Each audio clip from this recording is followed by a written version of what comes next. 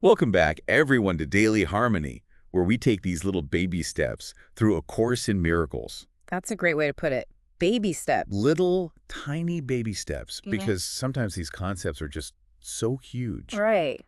But today, we're going to be looking at Lesson 114. Okay. But before we jump right into 114, Huh? I think it would be really helpful if we took a quick glance back at the previous two lessons. Yeah. It always helps to see how they're connected. It's all about context, right? Right. So, Lesson 97, do you remember what that one was? I am spirit, right? Yes, I am spirit. That's a big one. It's a big one, and it's so powerful because it's asking us to really look at our true identity. Yeah, it's challenging us to go beyond, the surface level of who we think we are, like, our bodies, our personalities, our jobs, all that stuff. Right. And it's saying, hey, there's something much deeper here. And it's unchanging. Right. Yes. As our bodies change, our personalities kind of ebb and flow a little bit. And it's funny how much we attach our anxieties to that, to the idea that, we age and time is passing.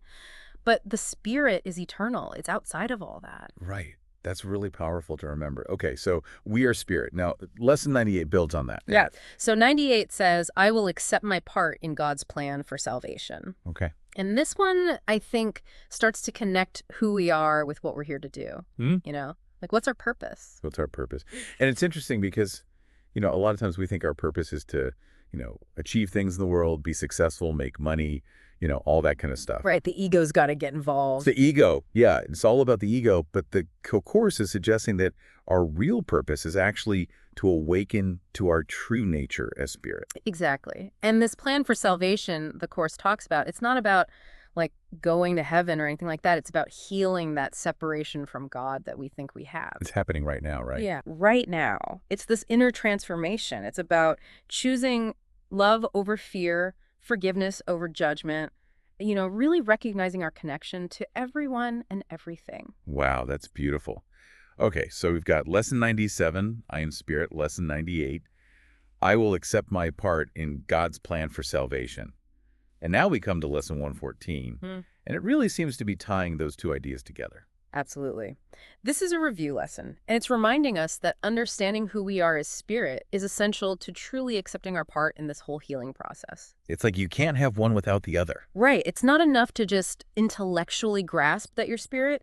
It has to become a living truth that informs how you live your life. So it's not just, oh yeah, I'm spirit. It's, okay, how does that change how I see the world, how I interact with others, how I handle challenges? Exactly. And the Course makes it clear. These aren't just nice ideas to think about. They're practical keys to finding happiness and peace. That's what we all want, right? Yeah, I mean, who doesn't want happiness and peace? Exactly. Okay, so I think this is a good place to kind of break down what this interconnectedness actually looks like. Yeah. Because it sounds really profound. Yeah, let's get into that. So how does understanding that we are spirit lead us to accepting our part in this plan for salvation? Well, think of it this way. Our true nature as spirit is already aligned with this plan. We're connected to God, to this source of love and unity. So our deepest desires are actually in harmony with this whole idea of healing and awakening. Exactly. It's not about some external force pushing us to do things we don't want to do. It's about aligning with our most authentic selves. So it's more about recognizing who we already are than trying to become something we're not.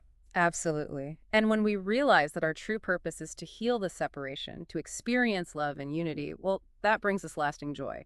It just feels right. It makes sense, doesn't it? Okay, so let's get really practical now. For the folks listening, what does I am spirit actually look like in your everyday life? Well, for one thing, think about how much emphasis we put on our physical bodies and how they change.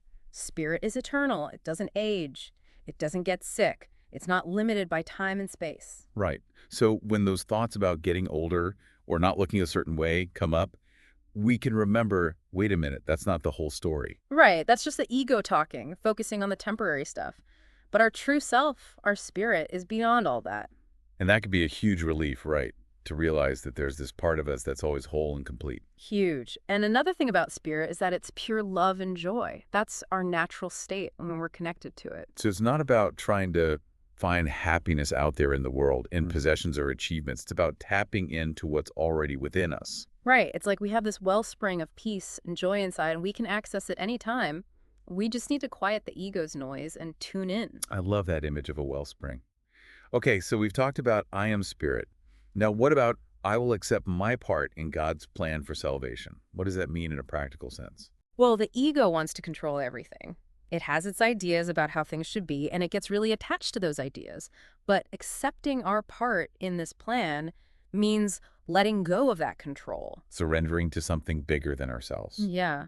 It's about trusting that there's a wisdom greater than our own, a guidance that can lead us to where we need to be. So it's not about figuring everything out on our own. It's about opening ourselves up to something beyond our limited perspective. And that can be scary, right, to let go of control, but it's also incredibly freeing. Because we're not carrying the burden of having to do it all ourselves. Exactly. We can relax into the knowledge that we're being guided, even when we don't understand how or why. Now, a lot of people might be thinking, okay, this sounds great in theory, but how does this actually change my life? Well, the Course is very clear that these aren't just abstract ideas. They have real, tangible effects on how we experience the world, how we relate to others, how we handle challenges. So it's not just about feeling good, although that's a nice bonus. It's about actually transforming our lives from the inside out. Yeah, and that transformation can show up in so many ways. You might find that you're more patient, more forgiving, more compassionate. You might find that you're less reactive, less easily triggered by things. Right. And you might also start to experience a deeper sense of meaning and purpose, a feeling of connectedness to something greater than yourself. That's what we were talking about earlier, that sense of belonging and alignment with a loving, divine will. Exactly. And all of that leads to more peace, more joy, more genuine happiness. So these seemingly simple ideas, I am spirit, I accept my part, they really have the power to change everything. They really do. Okay, so we've covered a lot of ground. Now, for our listeners who are eager to start putting this into practice, what are some concrete steps they can take? Well, the audio deep dive gave us some great suggestions. One simple but powerful practice is to start your day with an affirmation. Just take a few moments and say to yourself, I am spirit, I am eternal, I am free. So before you even get out of bed, you're reminding yourself of your true nature. Exactly. And it doesn't have to be a long, drawn-out thing. Just a few words, spoken with intention, can set the tone for the whole day. It's like planting a seed in your mind, a seed of truth that can grow throughout the day. Another really helpful practice is to cultivate mindfulness throughout the day. This doesn't mean you have to sit down and meditate for hours.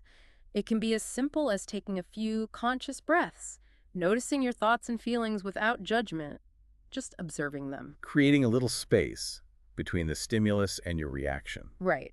And in those moments of awareness, remind yourself, I am spirit.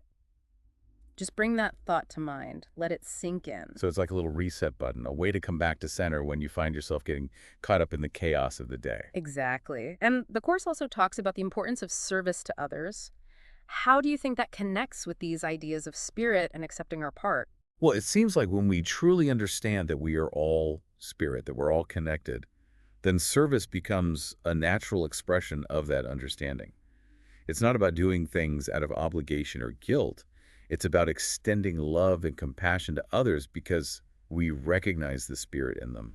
It's like seeing ourselves in everyone we meet, and that shifts everything. It changes how we interact with people, how we treat them, how we respond to them. And it doesn't have to be big, grand gestures. It can be small acts of kindness, simple things like holding a door open for someone, listening attentively to a friend who's going through a tough time, offering a helping hand when someone needs it. It's about bringing that awareness of spirit, of our interconnectedness into all our interactions. Right. It's about letting our actions be guided by love rather than fear, by compassion rather than judgment. Now let's talk about challenges, because life throws curveballs at all of us. Oh, yeah? So how can remembering, I am spirit, I accept my part, help us when we're facing those tough times? It's in those moments when we're feeling overwhelmed by challenges that this understanding becomes truly essential. It's so easy to get lost in the drama, to identify with the pain and suffering. We can feel like victims, like everything is happening to us. Exactly. But when we remember that we are spirit, that our true essence is untouched by these temporary experiences, it gives us a different perspective. It allows us to detach from the intensity of the emotions and see things more clearly. It's like being in the eye of the storm. Right. The storm is still raging around us, but we find a place of calm and stillness within. And from that place, we can access a strength and resilience that we might not even know we had. So it's not about denying the pain or pretending it's not there. It's about remembering that we are more than our pain. Exactly. And that remembering can be incredibly empowering. It helps us avoid getting stuck in that victim mentality and allows us to respond to challenges with more grace and wisdom. And speaking of relationships, those can be some of the biggest challenges we Oh, for face. sure. So how can this understanding of spirit help us navigate those tricky waters? Well, think about it. If we see others as spirit, as beings who share the same essence as us, then it becomes much easier to forgive them, to let go of judgment and resentment. Because we're not just seeing their egoic behaviors. Mm. We're seeing the light within them, the love that's always there, even if it's buried under layers of fear and conditioning. And when we can see that, when we can connect with that, it opens up a whole new level of understanding and compassion. And it allows us to relate to each other from a place of love rather than separation. Exactly. We start to see our relationships as opportunities for healing, for growth, for deepening our connection to our true selves and to each other. I love that. Okay, so we've explored these ideas in depth, and now I want to give our listeners a couple of really practical exercises they can try today. I like it. Remember, we talked about setting reminders throughout the day? Well, try setting an alarm on your phone or writing a note to yourself that simply says, I am spirit. Simple but powerful. When that reminder pops up, just take a moment to pause, breathe, and connect with that truth. Let it sink in. Another exercise is to, whenever you're faced with a challenge, ask yourself, how would spirit perceive this situation? That is a great one. It immediately shifts our perspective. It helps us step out of our ego's limited viewpoint and access a higher wisdom. And allows us to respond to the challenge in a way that's more aligned with love and peace. And consistent practice with these simple exercises can really make a difference. They can help us integrate these ideas into our daily lives and experience the transformative power of the Course firsthand. Well, this has been an incredible deep dive into Lesson 114. Thank you so much for sharing your insights today. My pleasure. And to all our listeners, thank you for joining us on Daily Harmony. We hope you found this exploration helpful. If you did, please like, share, and subscribe to our channel. And be sure to join us tomorrow for another step on our journey through A Course in Miracles. Until then, remember the peace and joy that are always available to you. Just breathe and remember who you truly are. See you tomorrow. See you tomorrow.